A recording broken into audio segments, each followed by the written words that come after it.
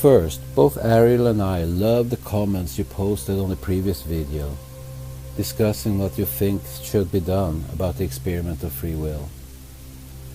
We both feel that we need to open this YouTube forum for discussion. It's utterly important. Thank you, and please continue in the same spirit. Also, Ariel and I can see what our visitors have on their minds and what they are wondering about. This gives us new ideas for subjects or sub-subjects we might be able to address in future videos. This video is such an example. The question raised in this video title is if there have been any breaches of free will by the overlords since the invasion. If we look at different horrific things that are being done towards us, and all the horrific things we humans are doing towards each other, knowing that above all this, the overlords are pulling their strings, it's easy to answer this question with a loud yes. However, things are a little bit shadier than that. All this time, the overlords have done the best they can to not violate free will, but still get it their way. But realistically, have they actually violated free will? Maybe, maybe not, to be determined. Nonetheless, we have been subjected to severe manipulation at the least, so let's look at how things really work in an experiment of free will. The entire purpose with the free will experiment was to see whether it could result in better creator gods, who can create with more wisdom, compassion, love, and cooperation. It is not that creator gods in the Ka can't accomplish this in other ways, but the Queen wanted to speed up the process of evolution in the Ka, so that more souls can become creator gods faster and with more first-hand experiences in all kinds of creation.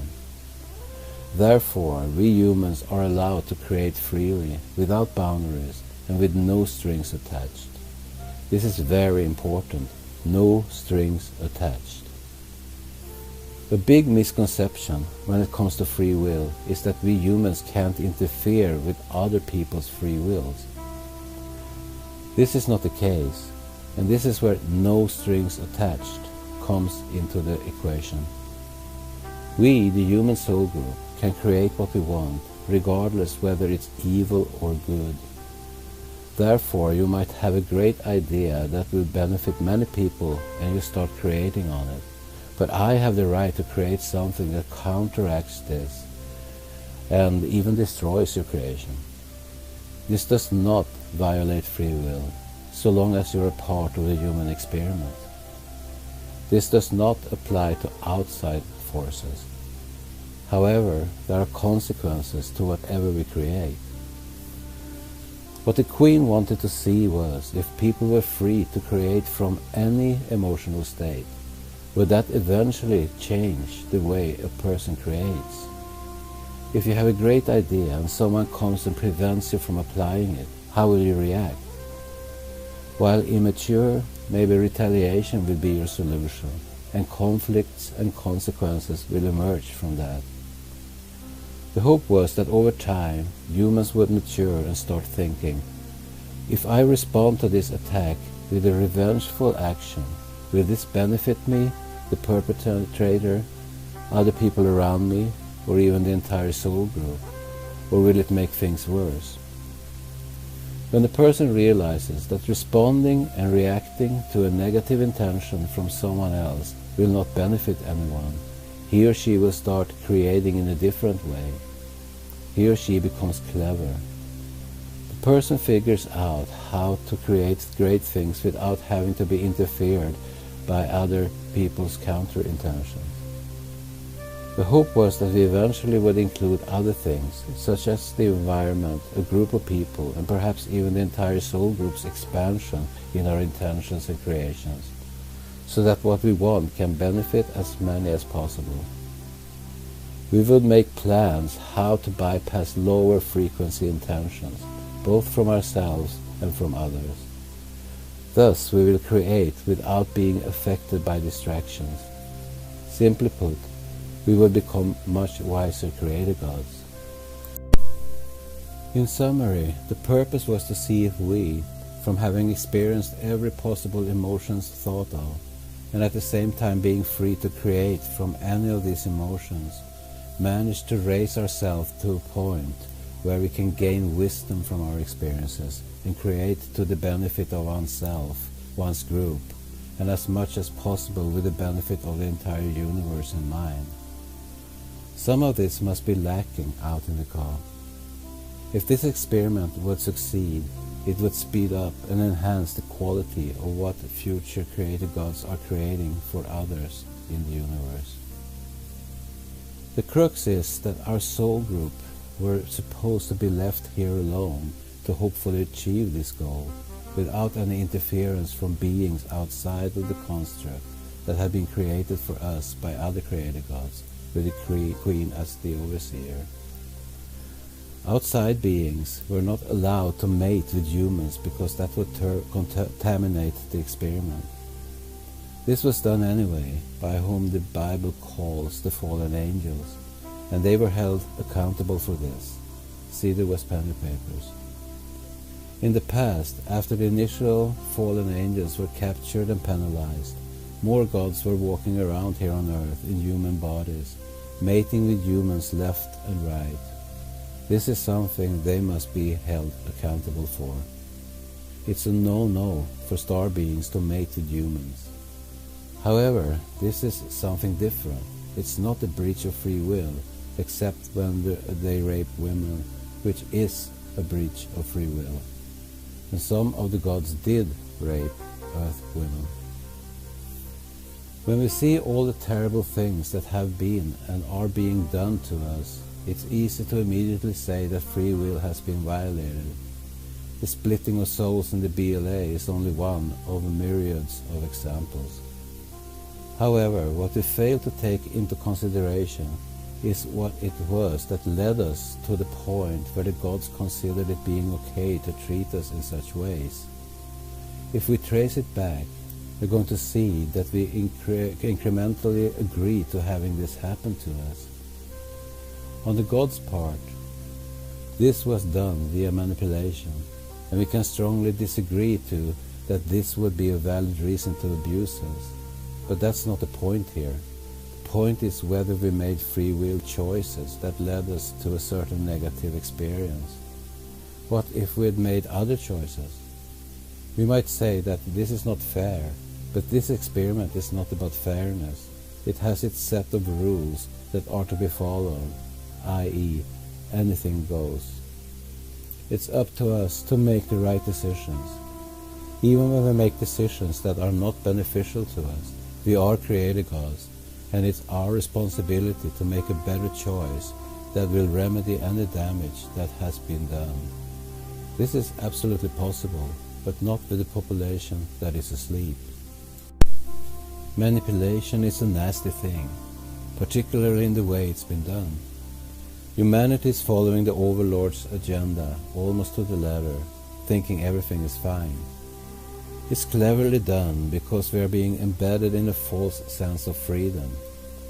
The wingmakers say that the deepest and strongest program that has been implanted in humankind is the fear of death, the fear of the unknown. We agree with this.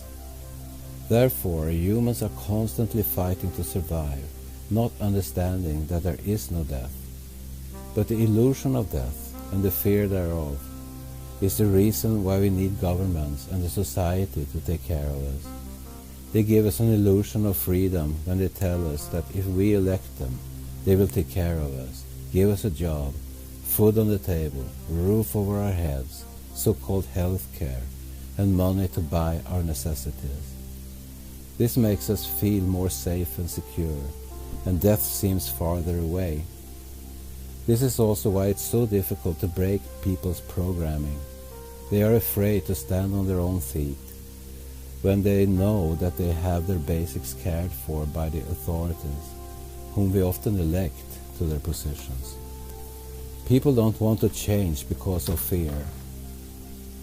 This is also why humanity is so easy to manipulate, because from this position the authorities can control us and manipulate us as they wish, and we will go along with it, so long as they provide for us. Still, it all started with that we agreed to letting the overlords use their minions to control us, and after that, one thing led to another. We gave our power away, and they are feeding from it. We can go on and blame the Queen, the overlords, and their minions for the situation we are in, but it doesn't take away our own responsibility in the matter. That doesn't put the blame on us either, it just states a sober fact. We created this mess for ourselves in an experiment of free will with a lot of help from the overlords, but we humans are the ones who are creating. Enki and his cohorts are not creating anything. They let us do it, taking advantage of our free will to create whatever they want, with our permission. The overlords are just coming with suggestions if we look at it crassly. To understand this entire situation, we must be able to look at it from a much higher cosmic perspective. If we get stuck in unfairness, blame and bitterness, we will never become creator gods out in the call. This is exactly what the Queen was trying to remedy with this experiment.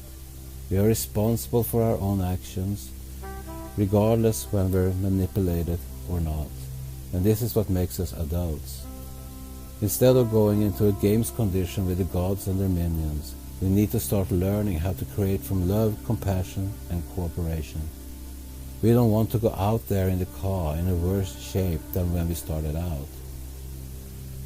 It might or might not be too late to save the entire soul group, but even if this is not doable, as many as possible can exit the matrix with our creator God abilities intact and enhanced.